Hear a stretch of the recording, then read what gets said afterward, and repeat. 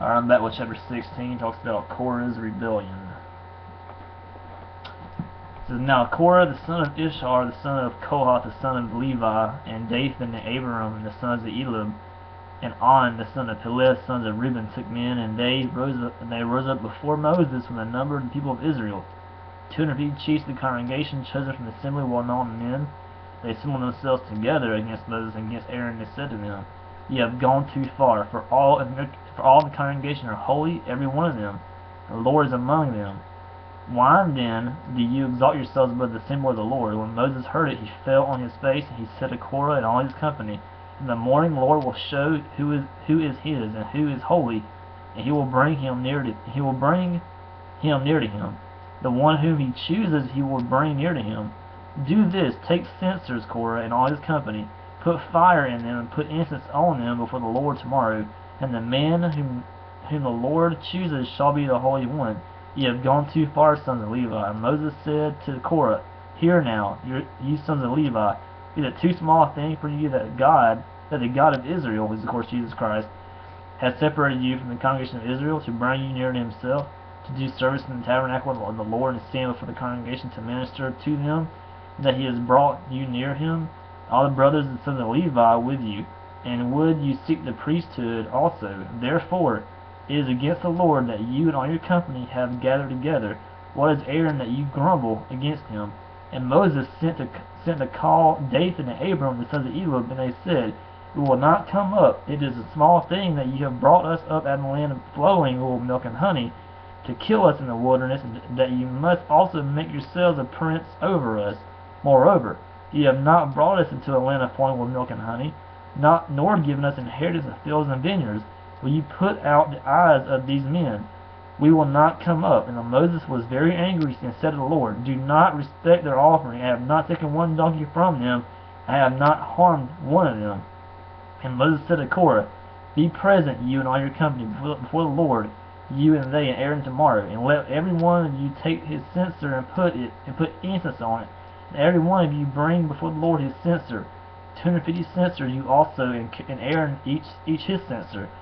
So every man took his censer and put fire in them, and laid incense on them, and stood at the entrance of the tent of meeting with Moses and Aaron. Then Korah assembled all the congregation against them at the entrance of the tent of meeting, and the glory of the Lord appeared to all the congregation. The Lord spoke to Moses and to Aaron, saying, Separate yourselves from among this congregation, that I may consume them in a moment. And they fell on their faces and said, O God, the God of the spirits of all flesh, shall one man sin, and will you be angry with all the congregation? The Lord spoke to Moses, saying, Say to the congregation, Get away from the dwelling of Korah, Dathan, and Abiram. Then Moses rose and went to Dathan and Abiram, and the elders of Israel followed him. And he spoke to the congregation, saying, Depart, please, from the tents of these wicked men, and touch nothing of theirs, lest you be swept away with all their sins. So they got away from the dwelling of Korah, Dathan, and Abiram. And Dathan and Abiram came out and stood at the door of their tents, together with their wives, their sons, and their little ones. And Moses said, Hereby you shall know that the Lord has sent me to do all these works, and that it has not been of my own accord. If these men die, as all men die, or if they are visited by the fate of all mankind, then the Lord has not sent me. But the Lord creates something anew, and the ground opens its mouth and swallows them with all that belongs to them, and they go down alive in Sheol. Now Sheol is represented as the place of the dead, also represented as hell. And yes, I believe from what Scripture talks about, I believe hell is right below us in the core of the earth. It talks about it here. It talks about the earth opening up and them falling into Sheol, place of the dead, aka hell. So I believe that. Let's see. It says, Then you shall know that these men have despised the Lord. And as soon as he had finished speaking all these words, the ground under them split apart, and the earth opened its mouth and swallowed them up with their households and all the people who belong to Korah and all their goods. So they and all that belonged to them went down alive into Sheol. And the earth closed over them, and they perished from the midst of the assembly. And all Israel who were around them fled at their cry, for they said, Lest the earth swallow us up. And the fire came out from the Lord consumed the 250 men offering the incense. So God got really ticked off at Korah and his people for coming against Moses. It's pretty much you come against Moses, you come against God, and God will consume them in a moment. And the Lord spoke to Moses, saying, Tell Eleazar the son of Aaron, the priest, to take up the censers out of the blaze, and to scatter the fire far and wide, for they have become holy. As for the censers of these men who have sinned at the cost of their lives, let them be made into hammered plates as a covering for the altar. For they offered them before the Lord, and they became holy. Thus they shall be a sign to the people of Israel. So Eleazar the priest took the bronze censers which those who were burned had offered, and they were hammered out as a covering for the altar, to be a reminder to the people of Israel, so that no outsider who is not of the descendants of Aaron should draw near to burn incense before the Lord, lest he become like Korah and his company. The Lord said to him through Moses. So God was warning these people, don't be like Korah, or I will open up the ground and send you to hell, pretty much. Well, the next day all the congregation of the people of Israel grumbled against Moses and against Aaron, saying, You have killed the people of the Lord. And when the congregation had assembled against Moses and against Aaron, they turned towards the tent of meeting. Behold, a cloud covered it, and the glory of the Lord appeared. And Moses and Aaron came to the front of the tent of meeting. The Lord spoke to Moses, saying, Get away from the midst of this congregation, that I may consume them in a moment.